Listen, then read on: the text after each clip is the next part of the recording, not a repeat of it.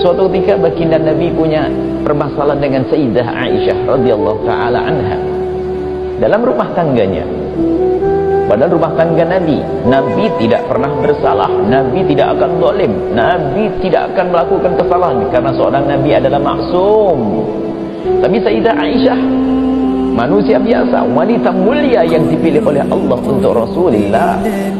Terjadilah percekcokan antara Siti Aisyah dengan Rasulullah. Rupanya percekcokan ini adalah lumayan agak berat, hingga Nabi pun minta tolong kepada sahabat setia beliau, yaitu Sayyidina Abu Bakar As-Siddiq. Hai Abu Bakar, aku punya masalah dengan istriku Aisyah, yang tidak lain dia adalah putrimu, dan aku akan jadikan engkau penengah, hakim antara aku dengan dia. Sayyidina Abu Bakar As-Siddiq di saat diminta untuk menjadi hakim antara Rasul dengan putri beliau, menolak. Ya Rasulullah, bagaimana aku akan menjadi penengah? Engkau adalah Rasulullah dan yang satu lagi adalah putriku. Lalu Nabi berkata, ini perintah dariku, lakukanlah. Maka Sayyidina Abu Bakar As-Siddiq pun menjalankan tugas Nabi untuk menengahi.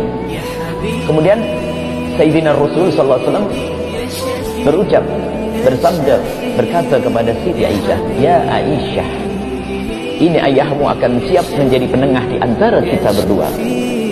Sekarang siapa yang bicara lebih dahulu, Aisyah, aku atau kamu? Begitulah bijaknya seorang laki-laki, tidak dikit-dikit, tidak langsung ngomong begitu terocos, bicara begini-begini, tidak. Aisyah, sekarang ayahmu akan jadi penengah. Yang ngomong aku dulu atau kamu dulu? Karena Siti Aisyah, ya namanya manusia biasa, masih dalam suasana marah. Marah bukan benci, ingat. Marah itu wajar dalam suasana rumah tangga. Masih suasana marah, berkatalah Siti Aisyah, ya Rasulullah, engkau yang berbicara dulu, tapi jangan berbicara kecuali yang benar. Memang Nabi pernah ngomong salah? Nabi mah sabar, Nabi tidak marah, karena tahu istrinya lagi marahan dengan beliaunya. Tapi Sayyidina Abu Bakar As-Siddiq yang sangat mencintai Rasulullah melihat putrinya berucap semacam itu, langsung mau dipukul itu Siti Aisyah. Dipukul, dan di saat dipukul lari Siti Aisyah, dikejar Siti Aisyah. Kemudian di saat berlari Siti Aisyah dikejar, berputar-putar di sekitar tubuh Nabi. Kemudian setelah itu apa? Siti Aisyah berlindung di bawah dadanya Rasulullah, minta perlindungan kepada Rasulullah agar tidak dipukul oleh Sayyidina Abu Bakar As-Siddiq. Karena Siti Aisyah sudah ditangkap di pelukan Rasulullah, lalu berkata kepada Abu Bakar, stop Abu Bakar, jangan lakukan ini. Kemudian Siti Aisyah melihat wajah Nabi yang semula marahan, lihat keadaan yang tanpa disadari sudah diada di dada dan di pelukan Rasulullah. Siti Aisyah merasa malu dan tertunduk, diangkat wajah dari Rasulullah. Kemudian yang terjadi adalah senyum indah dua orang suami istri yang saling mencintai.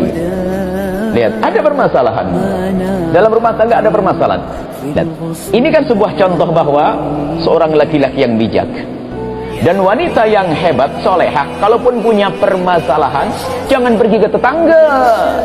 Lihat, tetap suami sebagai tumpuan, suami tetap sebagai tempat untuk berlindung, suami adalah tempat untuk mengadu. Lihat, Sayyidah Aisyah di saat berlari dikejar oleh Sayyidina Abu Bakar As-Siddiq, ternyata larinya di dadanya Rasulullah. Karena biarpun di dalam hati Siti Aisyah ada marah waktu itu, tapi diam-diam penghormatan juga masih ada, cinta masih ada.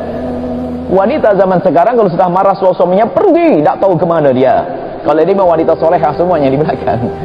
Ada wanita zaman sekarang begitu. Ada lagi suami kalau sudah marah sama istri, Masya Allah, main tempeleng, main pukul. Karena dia tidak bercontoh. Bercontohlah pada zaman Nabi. Nabi, lihat, punya masalah, tapi bagaimana menyelesaikan masalah dengan indah, bukan dengan caci maki, bukan dengan olok, akan tapi lihat dengan keindahan. Begitulah dalam menyelesaikan permasalahan. Semua dari kita punya masalah. Semua dari kita punya masalah, akan tapi masalah harus kita selesaikan.